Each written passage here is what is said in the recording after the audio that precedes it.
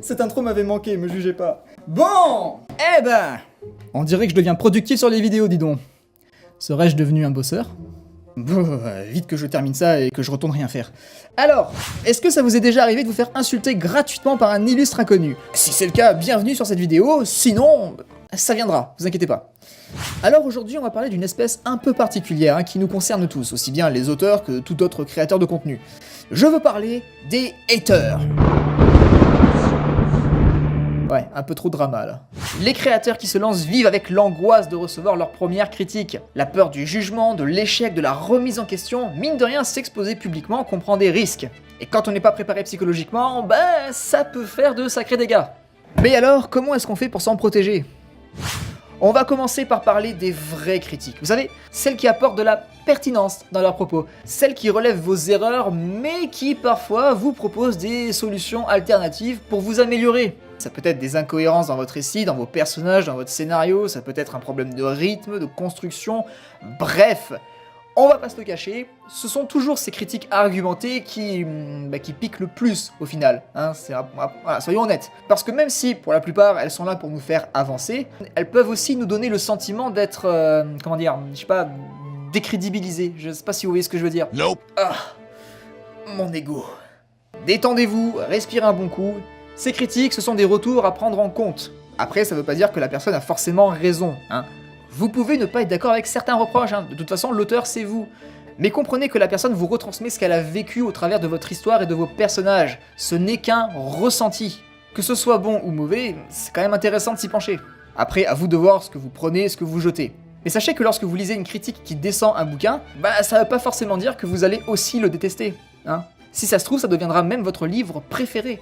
Les goûts et les couleurs, tout ça. Mais si on pouvait avoir que des critiques comme ça, le monde serait merveilleux, hein, disons-le. Parce que il y a un autre côté, une surface cachée. Des fois je lis de ces trucs et je suis là... Nani ? On va parler du fameux... C'est de la merde. Ah, vous le connaissez celui-là, vous l'avez déjà vu, peut-être même que vous l'avez déjà pratiqué. Dans le même genre, on a aussi le célèbre... Tu devrais arrêter ce que tu fais, pour le bien de tous. Espèce de bouffon. Ton livre, je me torche avec. Franchement, tu devrais aller te pendre. Tu n'as vraiment aucun talent. Tu le sais ça ? Alors qu'on soit clair, ces commentaires n'ont qu'un seul but, vous atteindre vous personnellement. Votre œuvre ? Ces gens n'en ont rien à foutre. La plupart du temps, ils s'y sont même pas intéressés. Et ils ne s'y intéresseront probablement jamais. Alors, foutez-vous-en. Parfois même, certaines personnes un peu tordues iront jusqu'à créer des fausses critiques pertinentes pour descendre votre livre, qu'ils n'ont jamais lu, hein, mais seulement pour vous cracher à la gueule.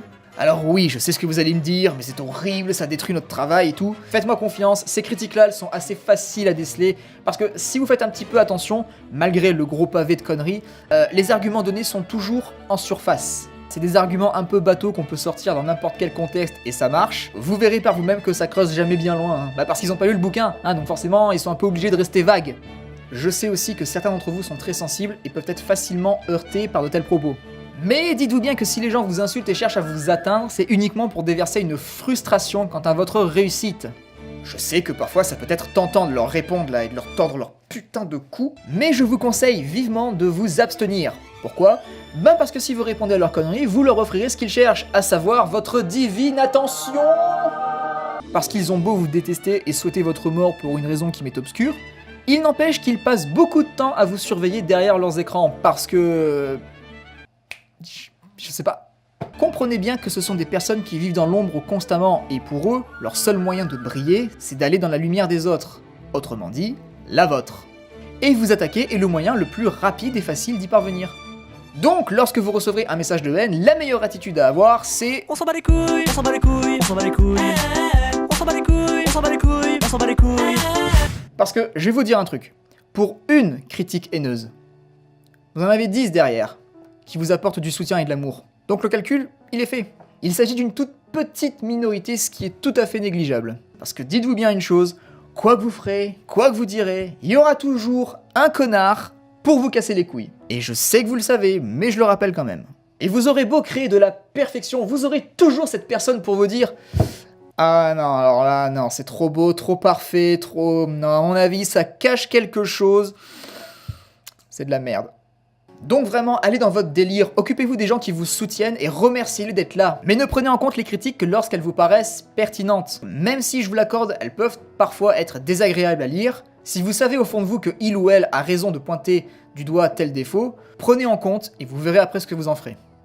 Quant aux haters, c'est un peu comme les cafards, on a du mal à s'en débarrasser. Mais dites-vous bien une chose très importante, si vous commencez à recevoir des messages d'insultes de la part d'inconnus, c'est que vous êtes sur la bonne route.